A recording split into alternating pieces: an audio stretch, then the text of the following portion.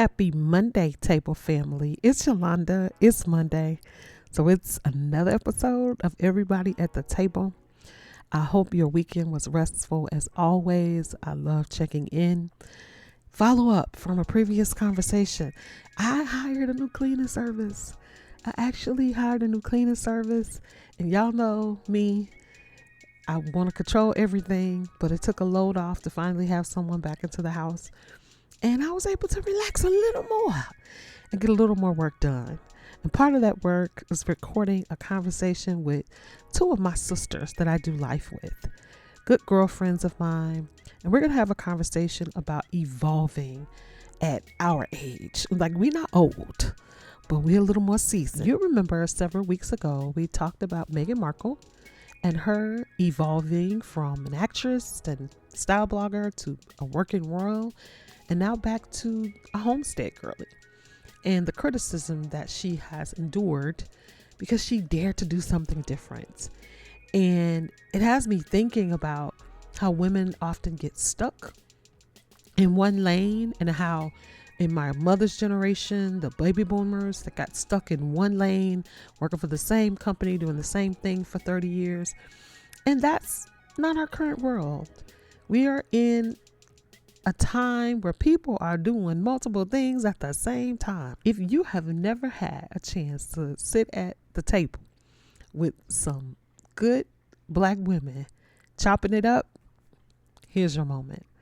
So welcome my sister Roz Bogle, who is a life coach for women starting over in their 50s and 60s, and one of my confidants, Stephanie Allen, to the table. Table family, as I promised, we are having a conversation with my sisters, some of the chicas I do life with, loves that pour deeply into me, and we pour deeply into each other. So I have my sister Roz Bogle, my um, I won't call her my stepsister. What am I, Roz? I'm the adopted sister. Adopted sister, remember your fosters. Yeah, Y'all are I'm the fosters. adopted. Yes, I'm the The foster actual daughter. sister. She is my mother's actual sister, in her world. And you know, your world is what you make it. So that is her world. That's her position, and she's stuck with it for years. Then I have my other sister, Stephanie Allen Hyde. Stephanie, have you seen the Netflix story Later Daters? I haven't watched it yet. I've had some conversations with people about it, and I got to sit down and watch it. You do. It reminds me of you. That's why I said that. It's because it's really about people getting married, remarried, or married later in life. Mm-hmm. And you are one such woman that has done that, and getting married later in life. And so she's enjoying, she's still in a honeymoon phase with her boo. But that's a part of her reinvention later in life. Yeah. Because if you ask me at 57, I ain't doing it no more. But Stephanie's enjoying it. And so I love watching her enjoy it. So thank you, ladies, for joining us. Why don't you introduce yourself to our community? Oh, good morning, good morning, good morning. As Yolanda said, she is the foster. She and her other three sisters, they're the foster children, and I'm so excited when mom adopted them, even though they look just like her. I was just like, Mom, that was good. That was really nice of you. No, but we've been, um, what, 30 some years? Both, 37 years. all of us have been in a relationship 30 plus years. Yes. Yolanda's, oldest sister is my best friend, and that's how we came into relationship, and we ride together and we die together. That's how it is. We fight, we We argue, fight. we roll our eyes, and we show up. But then it's be like, what you say about her? What? Right. What you say about her?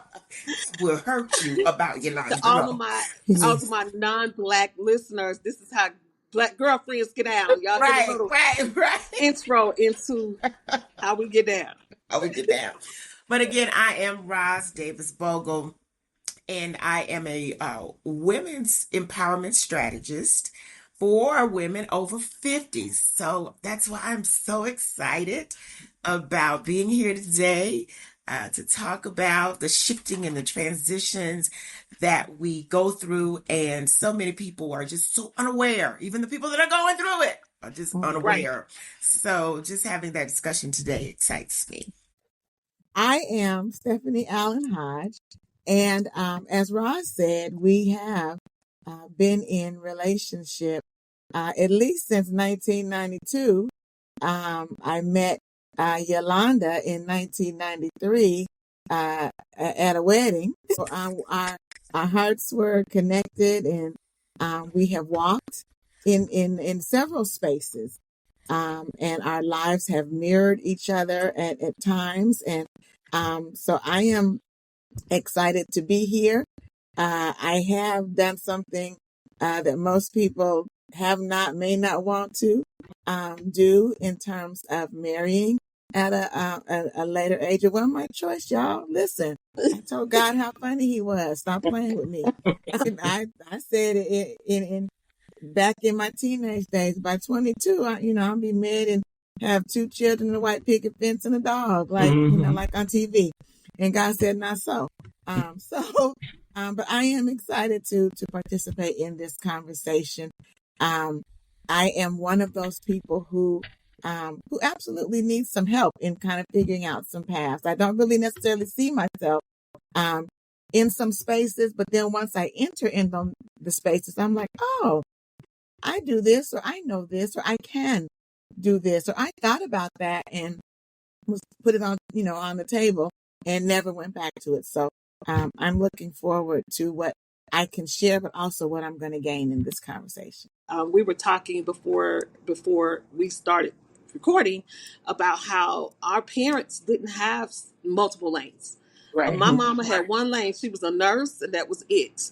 She did that, and she did it well, and she loved doing it. But I imagine she had other dreams. She wanted to travel. She had other passions in her heart. But her generation, she was a baby boomer. Her generation just didn't know that you could reimagine yourself. They worked one job, had a pension from that job, and they retired from that job. Right. And I believe we're all Gen Xers. We are that first generation that started saying, mainly because we were pushed out of jobs, people started doing layoffs and creating all these different ways of employing people. So it forced us to think about different lanes that we had to create for ourselves. And now that's become the norm. And it's exciting to see women evolve, particularly Black women evolve, into knowing they can do more than one thing and they can recreate themselves. Right. A lot of this conversation is based off when I did the podcast around Meghan Markle and her recreation. What is your definition of evolving, like right now? I know we've had an idea of what it was in the future, but what is your definition, or how does evolving look to you currently?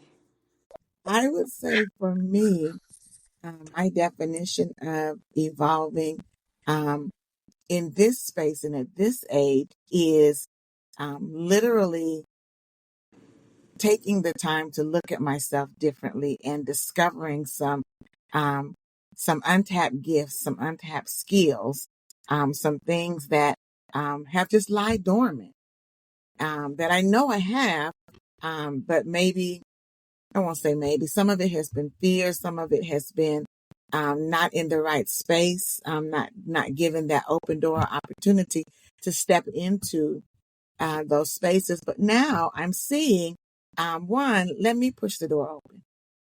Where I didn't really feel like I was empowered to do that before. Having someone or some people really see the strength, the skills, the talents in me, and I know I have their support, so I can go and push the door, and I'm not going to look behind me and be like, oh, I thought y'all were with me, but there's nobody back there, really having sometimes you are pushing the door by yourself. Absolutely. And that had been, I believe in just being honest about who Stephanie is. Some of that had been fear for me. Like, if I go do this, nobody's here to support me. Right. I don't want to be out here doing this by myself.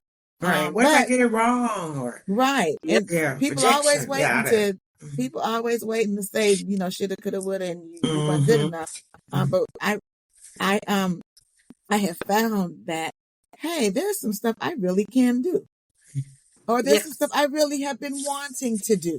Yes. And let me just, take that leap of faith and push my own self off the edge and believe that the air of this thought, idea, or what have you, will catch me. And, if I fail, I fail. Stop being afraid to fail.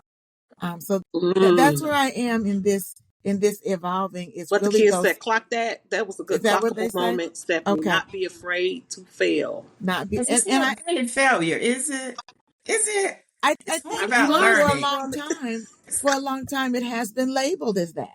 Yeah. You know, we hadn't been always in those spaces to learn. It's not really failure. That failure really is the womb of success. We always hadn't been in that space. Yeah. It was, oh my God, I messed up and now I can never go back to it.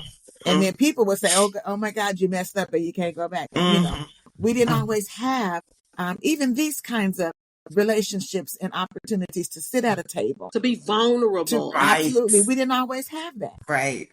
Yes. We didn't all come up in those spaces. I didn't come up in a space where, you know, it was, I didn't come up in a negative household. I wasn't ever told I wasn't going to never be nothing. I didn't come up like that. However, I also didn't always come up in a space of rah, rah, rah, go, go, go. Right.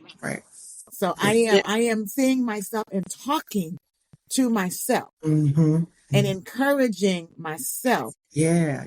You got some stuff you can be out here doing. That's Absolutely. good. That's good. I like that. I love that. Roz, you are evolving, honey. Absolutely. I mean, presently and currently evolving.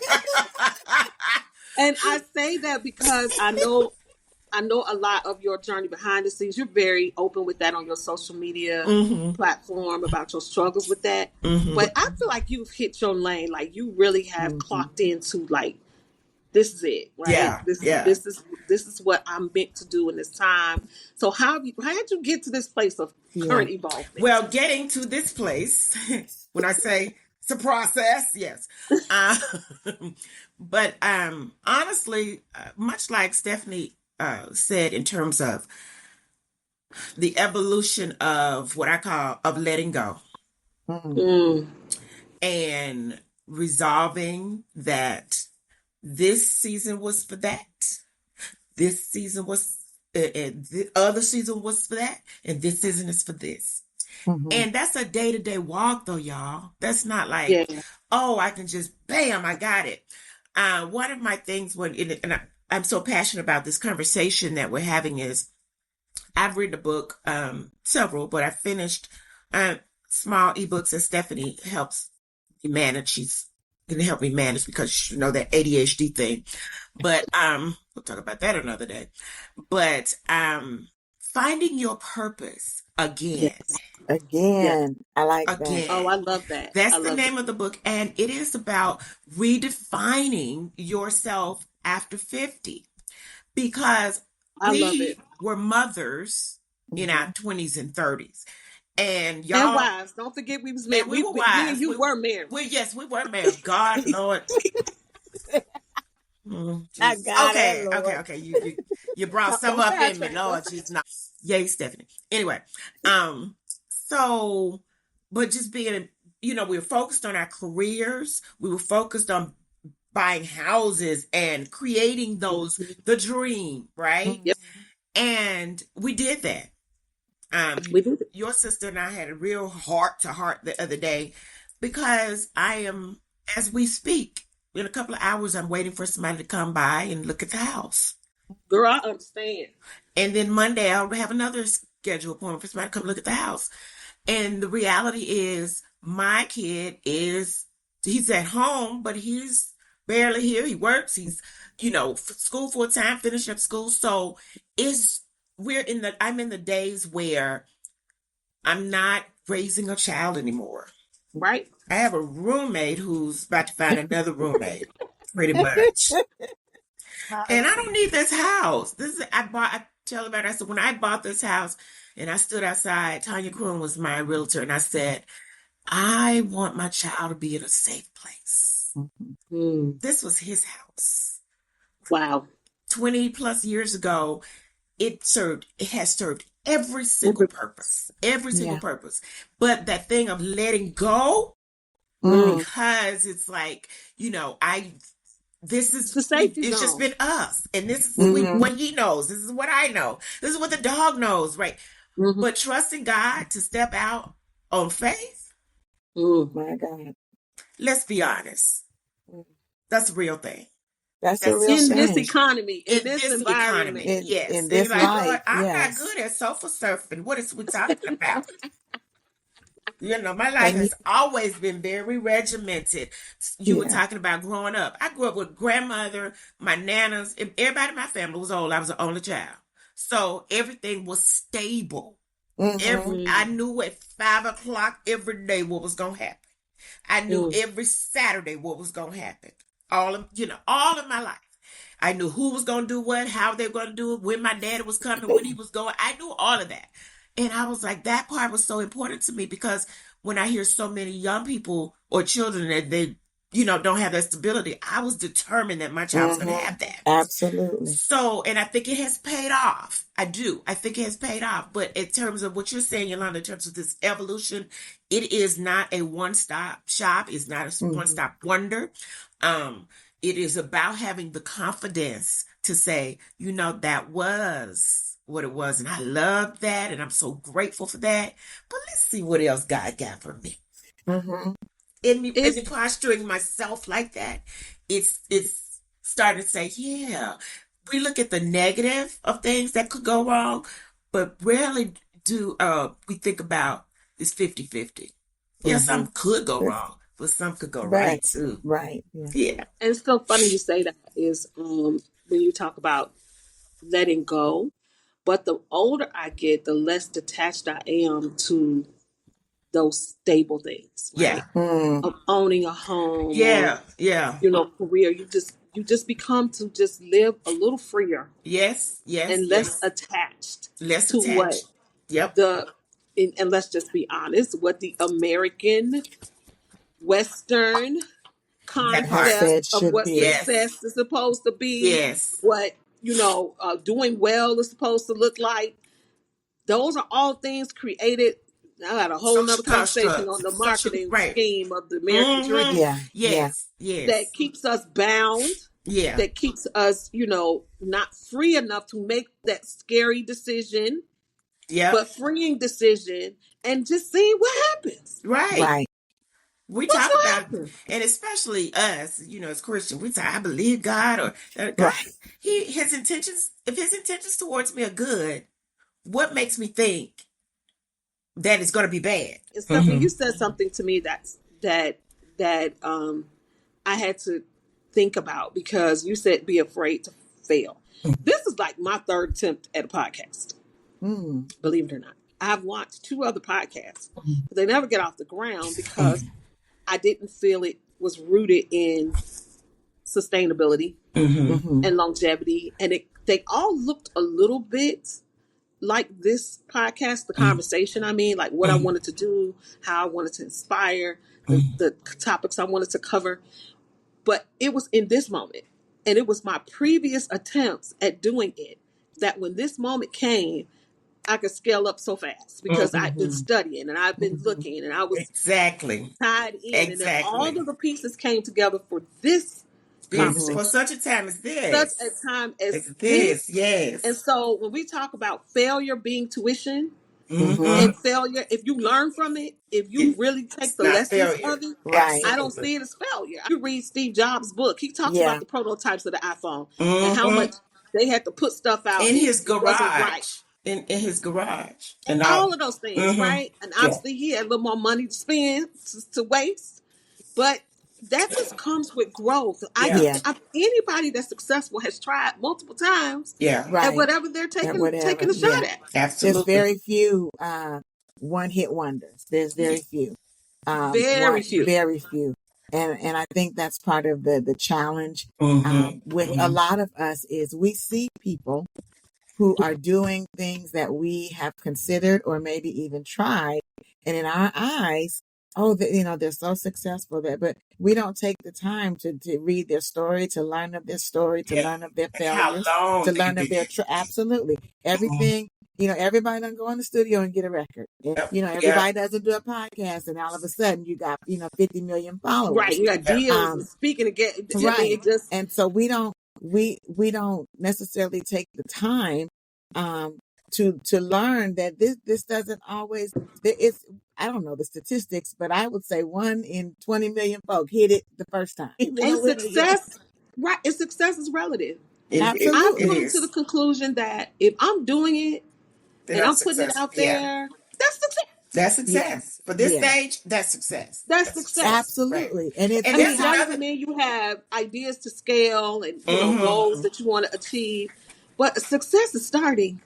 yes. And Getting each up in the week that you morning and do one it, or foot each in day front of that you the show other. up, you're Yep. starting. Yes. Yep. And the other Yes. side of that is, we want something, but this is the part where, we really have to lean in and say, God, I trust you, because I may want to go into a studio and be a success overnight, but can I bear the weight of that if I don't have the knowledge? Right. If Right. I have the time in to know, so many people have, like you said, unicorns who've gotten there, but where are they now? Mm-hmm. Where are they now? Because they could not bear the weight The way. of that success. You got to be muscled and toned for things that come at you. Like if Yolanda turned on this morning and she had, I don't know, 100,000 subscribers and people listening, that if the weight of this podcast could not support that in terms of being whatever that follow up is, Mm-hmm. then people gonna be like, oh, she don't know what she's about. I'm very interested to see those people that went viral Mm-hmm, on their business and like where they are now. Where Yeah, they where are are you now. now? Yeah. Where are you now? Yeah. I think about Pinky Cole, who Oh, yeah, literally yeah, yeah. lost her business. She was in debt. She bought it back, but she lost her business because she scaled so fast. Oh, She I And did. she know took that. on Yeah. debt. Yes. She She took was on able to debt buy to it back, scale. but still. And then when the curve started, she got all this debt. Yeah. But the people not showing up like they were. Correct. Right. Right. She went 0 to 100 like that. She did. Like that. She did. Like that. And for those who don't know who we're talking about, Pinky Cole is the founder of The Slutty Vegan, which was really popular. I think it took off like in 2020. During the COVID. During COVID. She rode that wave for 2 years or so. And she took on debt to expand and create more sites. And it just didn't, that when that landing came, she had more debt than money. Right. Because So- everybody can't afford no $20 vegetable. None girl. meat, but I ain't slanging on the sister. I'm just saying, Not a vegetable. it really is. I mean, you have to think about that. How many people Where are going to is do the this meat? over and over Right. and over again Right. to sustain? I hope you enjoyed listening to that conversation as much as I enjoyed having it. It was a blast. As you can see, these are some fun ladies to have good, deep, serious chats with. Of course, that was the first half. I'm not going to leave you hanging. The second half will be next week's episode. So you have to tune in next Monday, same time, same place, as we continue to talk about evolving in our 50s and our 60s. We have to continue this conversation with some millennials and Gen Zers. Yeah, that sounds like a future conversation. Anyway, thanks for listening. As always, hit the comments, share your thoughts, share the podcast. Looking forward to hearing what you're doing and how you're evolving and what steps you're taking, what steps you need to take or fears you need to overcome in order to evolve and move forward and establish yourself in this time. Until next time, take care and dine well.